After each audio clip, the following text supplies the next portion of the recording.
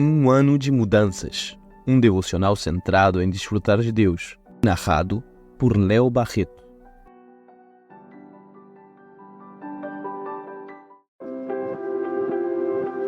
Dia 353.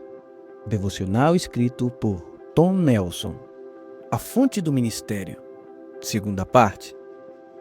Pois Esdras tinha decidido dedicar-se a estudar a lei do Senhor e a praticá-la, e a ensinar os seus decretos e mandamentos aos israelitas. Esdras 7, versículo 10. Um dos personagens e reformadores mais poderosos de toda a história de Israel foi Esdras, o sacerdote de Deus. Esdras viveu entre o tempo de Zorobabel, que com o sumo sacerdote Josué conduziu 50.000 judeus de volta à terra de Israel para reconstruir o templo, e o de Neemias, que voltaria da Pérsia para reconstruir o muro da cidade de Jerusalém. Zorobabel reconstruiu a casa de oração, Neemias, a cidade. Esdras reconstruiu o povo que ali vivia. Que ambição grandiosa e nobre! Tornar-se o escriba, o erudito do Antigo Testamento, que chegue a ser o missionário do remanescente de Israel, que retorna à terra e que os põe a par da história que eles haviam esquecido. Esse é o reformador por excelência. Não me passa pela cabeça nenhum propósito maior que ser um missionário ou educador de uma nação que se afastou do seu caminho. Não importa se você leva adiante um ministério pastoral, se você é comprometido, professor de escola dominical de crianças ou de adolescentes, um fiel discipulador de jovens ou líder de estudos bíblicos de um pequeno grupo.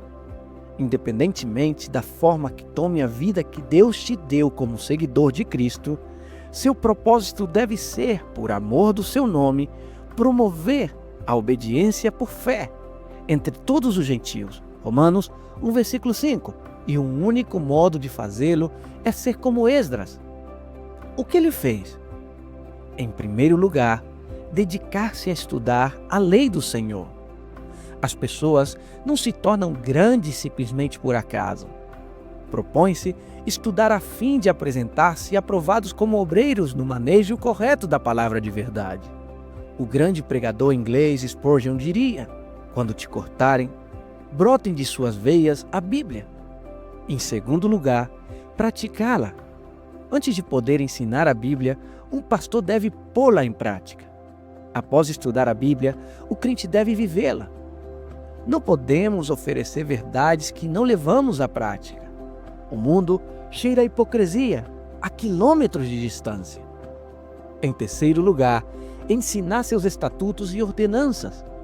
Aqui está um propósito de vida que nunca passará de moda, nunca será desnecessário, nunca terá mais pessoas do que é necessário e nunca será apreciado nem totalmente recompensado neste mundo.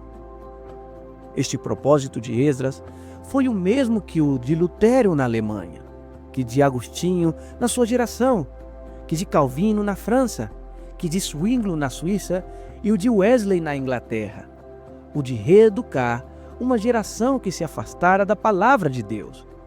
Este foi o propósito do Salvador, de convidar seu povo a voltar à palavra de Deus que foi contaminada pelos líderes da nação da sua época, e ao fazer isso, redimir e restaurar os perdidos a uma correta amizade com Deus. Este também deveria ser o nosso propósito. No mundo de hoje, é fácil se distrair. Hoje, mais do que nunca, temos acesso às coisas que podem nos distrair e nos afastar da busca da palavra de Deus.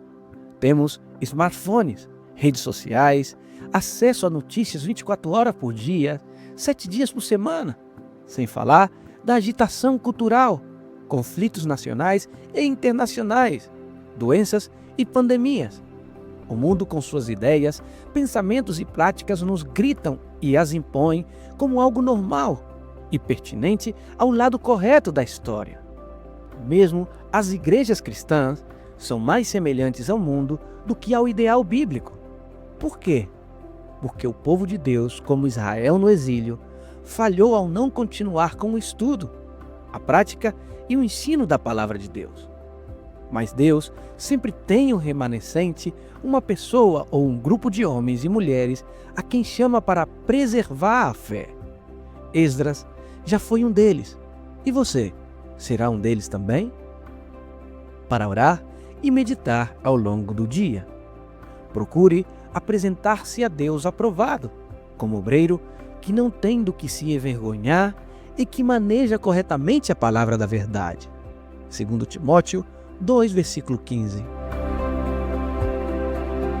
Queremos dizer algo importante antes de você parar de ouvir este áudio. Nosso desejo como ministério é oferecer esses áudios e muitos outros recursos de forma totalmente gratuita. Você sabe como pode nos ajudar a continuar oferecendo-os sem nenhum custo? Não vamos pedir dinheiro. O que gostaríamos que você fizesse é comprar qualquer um dos nossos livros e presenteá-lo a alguém.